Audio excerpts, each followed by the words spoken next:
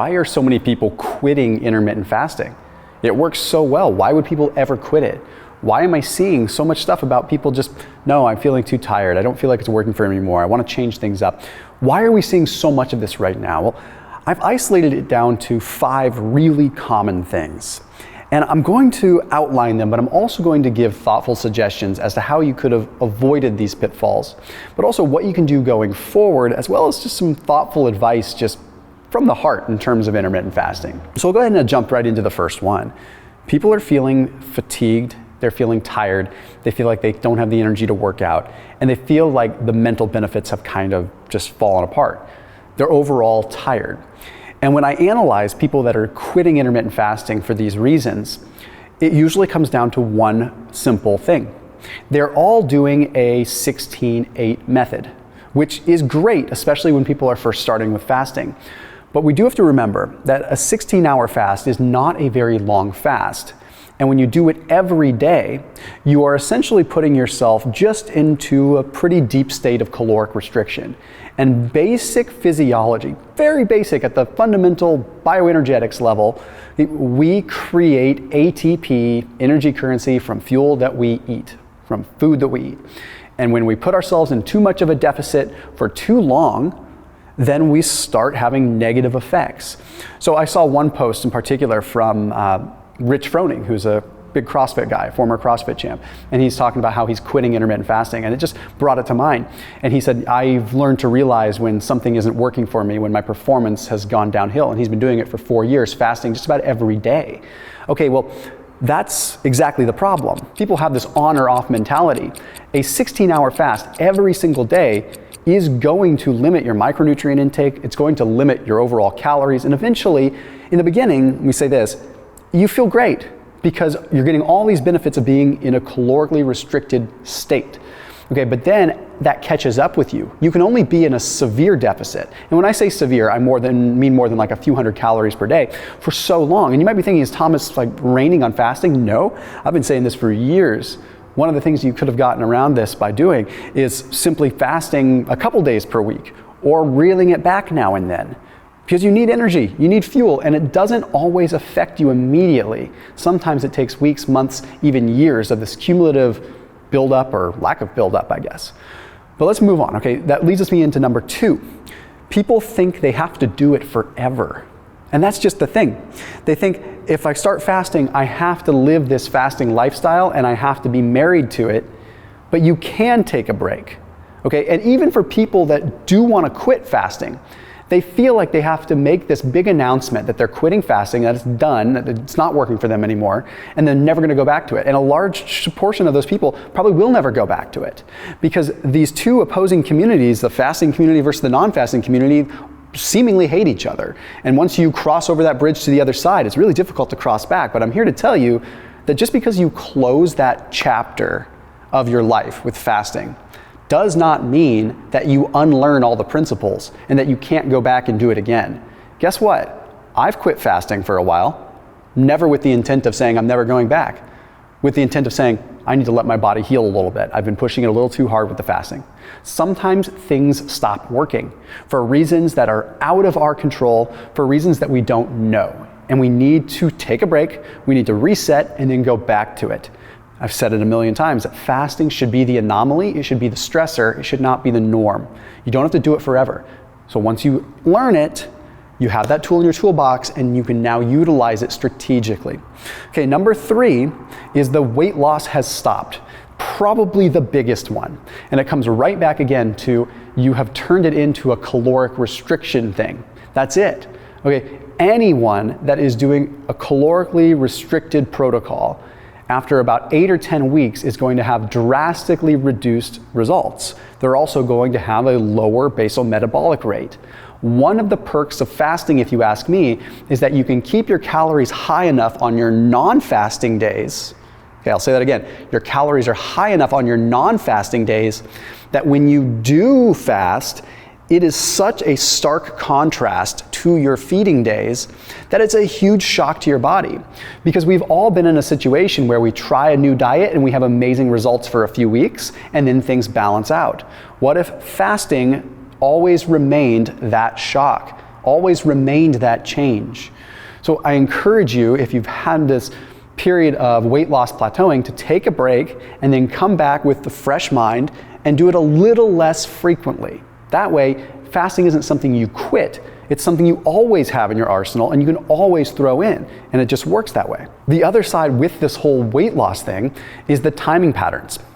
How many people do you know, including yourself, that fast the same hours when you fast?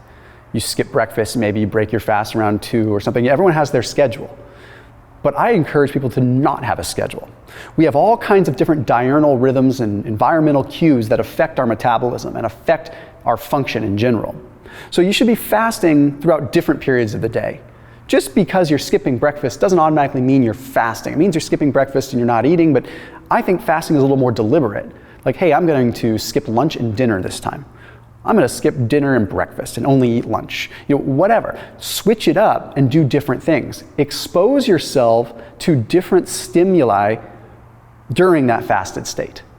The stimuli that you would be exposed to in the evening is starkly different than the stimuli you'd be exposed to in the morning. So fast during periods of different stimuli for different effects, and also keeps your mind fresh. The other piece that goes with the weight loss is the nutrient deficiency piece. Any caloric deficit for too long and for too extreme is going to result in nutrient deficiencies over time. And sometimes it takes months for those things to rear their ugly heads. You need to make sure you're getting enough of the kinds of food that you need in. Like, you can't just eat the same thing. Okay, if you're not fasting, you tend to eat a more diverse diet. If you are fasting, a lot of times people tend to eat the same kind of thing because it feels good and it's simple. Okay, so please, for the love of all things good, get a diverse diet in as much as you can. I put a link down below for Thrive Market. You can save 25% off the entire grocery order if you want to use them. I also put a link down to my fasting bundle there. So they're an online membership-based grocery store, but I've worked with them for so many years. I have my own kind of checklist of like grocery shopping items and things like that. So it's like Thomas's fasting shopping list. Those are things that I recommend that people consume during their eating window. So things like Flackers crackers that have more flax in them to get you enough fiber, things like that. So I highly recommend you check that out. But even if you don't check out my shopping list, you can still save 25% off your entire first grocery order through Thrive Market. Plus you get a free gift and it gets delivered right to your doorstep within a couple of days. I'm telling you, like, people say, oh, it's not that cheap. If you compare it to the grocery store, a lot of times it is cheaper, especially when you compare apples to apples. Like if you're comparing Flackers crackers at Whole Foods compared to Flackers crackers at Thrive, they usually are cheaper and they get delivered to your doorstep. And with gas prices the way they are, I think that's a good bargain. So that link is down below for you to check them out. Make sure you do after this video. The next reason has to do with sleep. I've seen a number of people saying that they need to stop fasting because they're not sleeping well. Okay, I actually agree. If you're not sleeping well, fasting would be the first thing that I would change. Okay, now, you might find that it doesn't fix things. I've had that situation. Okay, I'm not sleeping well. Okay, I'm gonna cut out the fasting. Sometimes it helps, sometimes it doesn't. There are multiple different reasons why someone wouldn't sleep. But if you're finding that you're getting edgier and you're getting more stressed out and you're not sleeping, it's not the best time for you to fast. But it does not mean that you need to throw in the towel and quit fasting altogether. That's not how this works. Remember, hopefully you're learning from this, is that fasting is a tool, and we can utilize this tool and we can get all these benefits on demand. We don't have to make it our 100% lifestyle all the time. So if you start finding that you're feeling stressed, remember that fasting is a stressor. It is going to trigger more oxidative stress. Okay, it does do this as literally a stress response.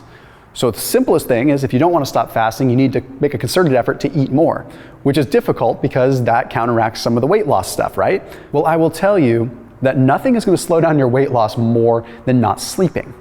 Not sleeping is going to affect all your hunger hormones. Regardless of fasting, you're going to end up probably overeating. You are better off to stop fasting and to get good sleep and to pick fasting back up when you're rested. And again, use it as an anomaly. Use it as the shock, as the stressor, as it's intended to be. You wouldn't work out 100 days in a row for 4 hours every day, right? Right? You wouldn't do the same thing with fasting.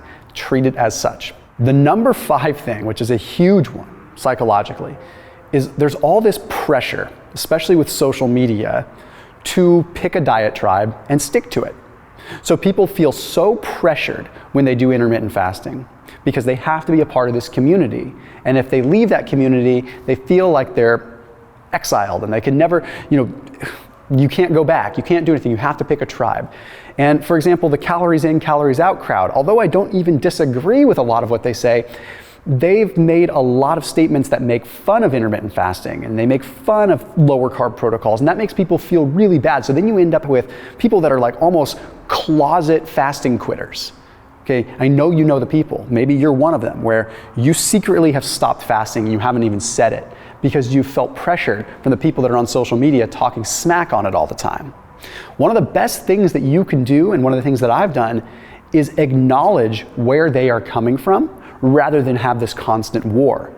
The calories in, calories out group, although they can sometimes be obnoxious, they're not necessarily always incorrect, right? There is merit to thermodynamics, of course.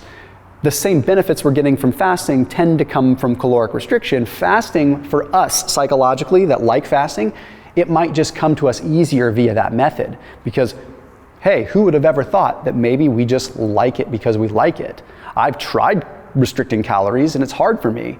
Fasting works for me, but I'm still probably restricting calories.